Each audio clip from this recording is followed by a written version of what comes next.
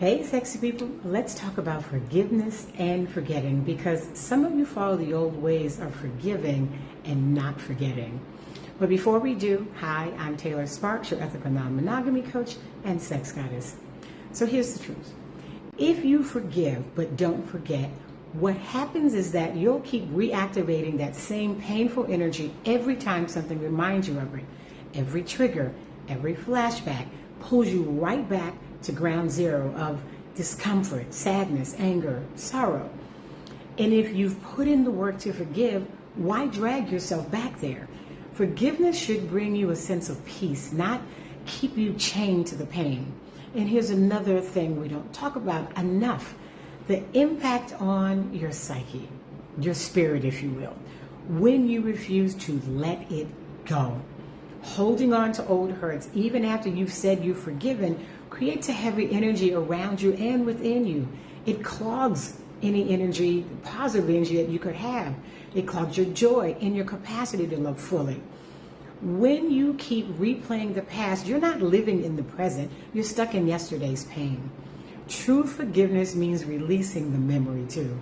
Not pretending it never happened, but refusing to keep poisoning your peace of mind, replaying and replaying scenarios and what ifs. Because when you forgive and forget, you free yourself to heal, to grow, and to create the kind of love that expands instead of contracts. But what happens if you are the source of that pain? If your partner has forgiven you and then you slip up again, maybe you find a loophole. Maybe you withhold information that you promised to share.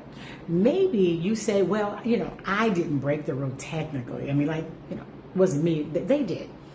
Or you double book time on a day that was supposed to be special for the two of you, like a birthday or an anniversary. Each one of those infractions is like a cut. And if you're familiar with death by 1,000 cuts, an old Chinese torture form of torture, you know that it takes a long time to bleed out. Each cut is slowly damaging your relationship, and forgiveness, no matter how deep, can only cover so many cuts before the wounds stop healing.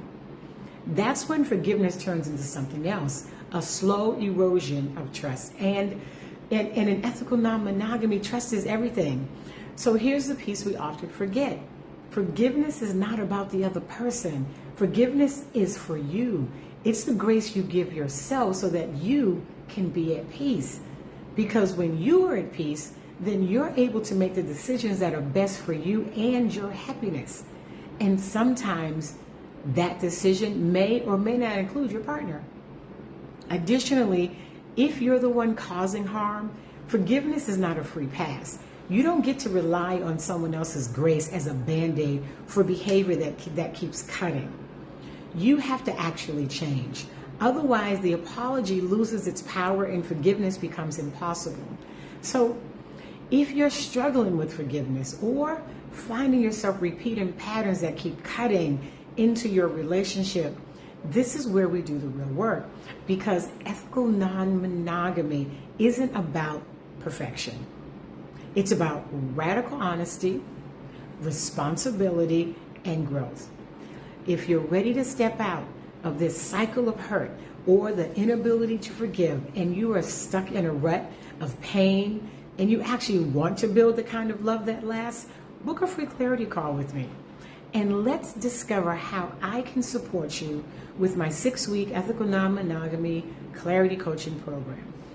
As always, my DMs are open if you have a quick question, or feel free to book the free clarity call with me via the link in my bio. Until next time, your love, your rules, and your freedom. Bye-bye.